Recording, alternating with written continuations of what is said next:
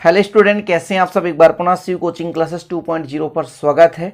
और आज class 11th chemistry chapter 1 का प्यारा भाई छोटा सा टॉपिक लेकर आए हैं। जो भी मेरे छोटे भाई बहन इसे देख रहे हैं, वीडियो को अंत तक देखें, अच्छे से समझेंगे रासायनिक अभिक्रिया किसे कहते हैं और रासायनिक अभिक्रिया किस प्रकार से संपन्न होती है, इस चीज़ के बारे में हम चर्चा करेंगे। और एक अगला वीडियो आपके लिए लाएंगे जिसमें हम आपको समझाएंगे कि रासायनिक अभिक्रियाओं को मुख्यतः जो 4 भागों में बांटा गया वो कैसी रासायनिक अभिक्रियाएं होती हैं, कैसे संयोग करती हैं, कैसे अवघटित होती हैं। तो वो अगला वीडियो में मैं आपको समझाने वाला हूं। लेकिन यहाँ पर रासायनिक अभिक्रिया क्या है, जैसे प्यारे भाइयों दो पदार्थ है आपस में क्या करता है, संयोग करता है। और संयोग करने के बाद एक नए गुणधर्म का यौगिक या पदार्थ का निर्माण करता है। तो यह जो प्रक्रिया है या इसमें जो होने वाली घटना है वो रासायनिक अभिक्रिया कहलाती है।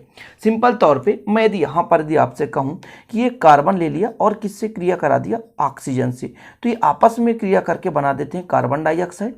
यदि प्यारे भाई H2 है और ऑक्सीजन है, ये क्रिया करके क्या बना देता है, H2O बनाता है। क्या बनाता है, H2O। बैलेंसिंग कराने के लिए 2 का मल्टीप्लाई कर दें, तो यहाँ पर भी 2 का मल्टीप्लाई कर दें। तो जब 2 या 2 से अधिक पदार्थ क्या करते हैं, क्रिया करते हैं। क्या करते हैं, क्रिया करते हैं और एक नए गुणधर्म का, एक नया पदार्थ का निर्माण करते हैं। तो इसमें जो होने वाली घटना है वो रासायनिक अभिक्रिया कहलाती है। सिंपल समझ गए। रासायनिक अभिक्रिया कहते किसे हैं, 2 या 2 से अधिक पदार्थ जब आपस में संयोग करते हैं, 2 या 2 से अधिक पदार्थ जब आपस में संयोग करते हैं और एक नए गुणधर्म के नए यौगिक का निर्माण करते हैं, तो इसमें जो होने वाली घटना है वो रासायनिक अभिक्रिया कहलाती है। सिंपल, यहाँ पे आप समझ गए। जैसे प्यारे भाइयों कली का चूना है, कली का चूना का सूत्र क्या होता है, CaO। हम इस पे पानी डालते हैं तो आपको पता है ये चूना पानी बनाता है, CaOH का होल ट्वाइस बना देता है और ऊष्मा के रूप में ऊर्जा जो है बाहर निकलता है, ऊष्मा, हीट। बैलेंसिंग कराने के लिए आप देख लीजिए 2 हाइड्रोजन, तो 2 हाइड्रोजन, ऑक्सीजन 1, 2 कैल्शियम सिंगल, कोई जरूरत नहीं है यहाँ पर, यानी ऊष्मा इस पे निकलता है। ये ऊष्मा क्षेपीय अभिक्रिया है। तो यहाँ पर 2 अलग अलग पदार्थ थे। ये बिल्कुल प्यारे भाइयों CaO था, चूना पत्थर था, और ये पानी था, मिला तो कली का चूना बना लिया, कैल्शियम हाइड्रोक्साइड जिसे कहते हैं। तो रासायनिक अभिक्रिया तो सिंपल तरीके से समझ गए, 2 या 2 से अधिक पदार्थों के परस्पर रासायनिक क्रिया द्वारा एक नए पदार्थ प्राप्त होने की घटना को हम क्या कहते हैं, रासायनिक अभिक्रिया कहते हैं, या यह घटना रासायनिक अभिक्रिया कहलाती है। एग्जाम्पल के तौर पर आप यहाँ पर आप लिख सकते हैं, जैसे मैंने यहाँ पर समझाया कि कार्बन प्लस ऑक्सीजन क्या बना दिया, कार्बन डाइऑक्साइड। हाइड्रोजन और ऑक्सीजन का योग जो है पानी का निर्माण कर दिया। कैल्शियम हाइड्रोक्साइड और पानी का जो योग है, चूने पानी का निर्माण कर दिया। और यहाँ पर बहुत सारे एग्जाम्पल मैंने यहाँ पर लिख दिया। सिंपल तरीके से लोहे में जंग लगना, यदि लोहे को खुला छोड़ दो वायु या नमी की उपस्थिति में प्यारे भाई उसमें जंग लग जाता है। क्या लग जाता है, जंग लग जाता है। तो एक रासायनिक अभिक्रिया का उदाहरण है। पदार्थों का दहन, यानी किसी पदार्थ को जला रहे हैं, उसमें भी रासायनिक अभिक्रिया होती है। चीजें क्लियर। ये किस किस प्रकार से हो सकती है वो चीजें यहां पर समझेंगे। रासायनिक अभिक्रिया की यदि परिभाषा कही जाए तो आप सिंपल तरीके से समझ गए ये किस प्रकार से होता है। तो पहला नंबर है संपर्क के द्वारा। जैसे सोडियम जल के संपर्क में आने पर रासायनिक क्रिया करता है और हाइड्रोजन गैस प्राप्त करती है।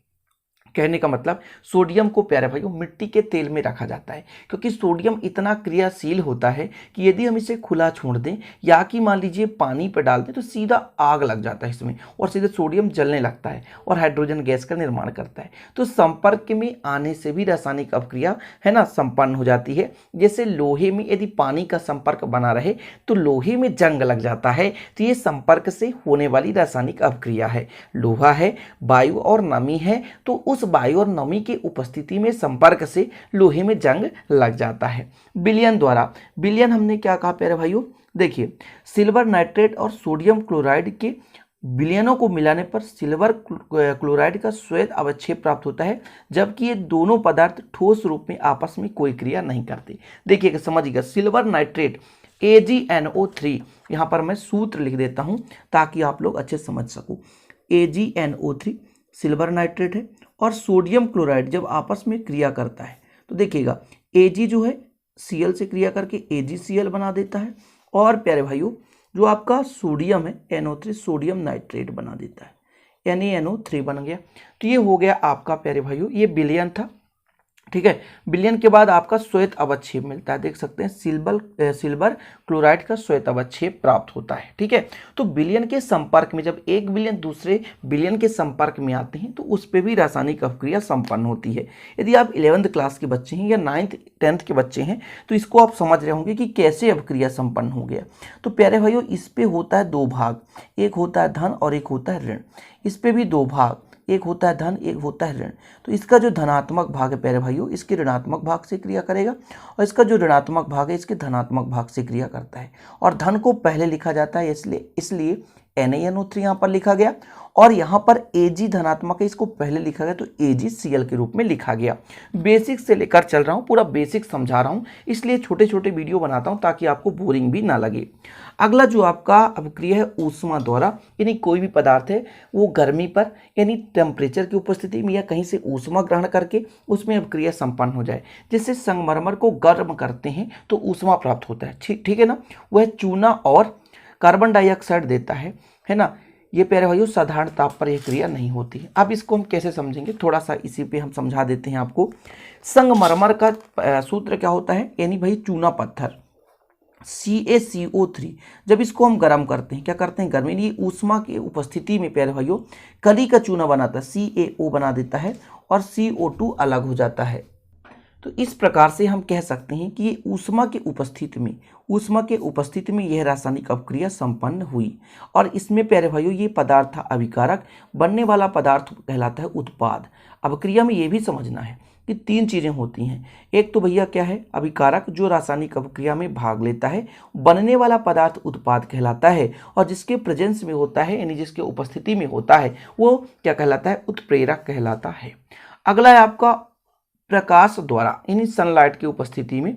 जैसे आपको पता होगा कि जो आपका प्रकाश संश्लेषण की क्रिया है वो भी किसकी उपस्थिति में होता है, प्रकाश की उपस्थिति में ही होता है।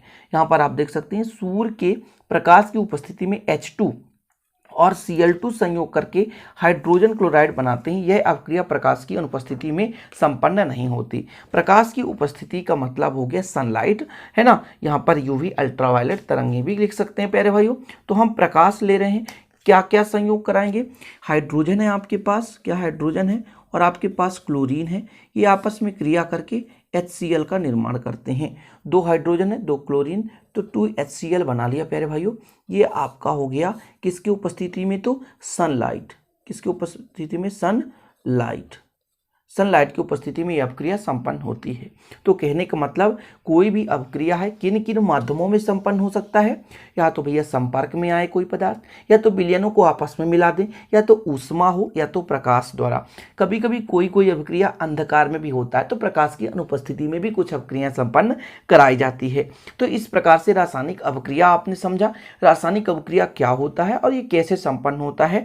तो ये चीज़ें आपको बारीकी से मैंने कोशिश किया समझाने को। यदि आपको समझ में आया है तो वीडियो को प्लीज शेयर कर दें, चैनल को सब्सक्राइब कर लें, साथ ही बेल आइकन प्रेस कर लें और लाइक करना ना भूलें। इसी प्रकार की वीडियो पाने के लिए चैनल को यदि आप सब्सक्राइब कर लेंगे तभी आपको वीडियो मिलता रहेगा। और साथ में इसका नोट्स लेना है तो 9685 29 51 पर आप व्हाट्सएप नंबर पर कॉन्टैक्ट कर सकते हैं। ठीक है, मात्र 100 रुपये में 1 चैप्टर का नोट्स आपको विधिवत दिया जाएगा। तो चलिए प्यारे भाइयों, मिलते हैं। जय हिंद, वंदे मातरम।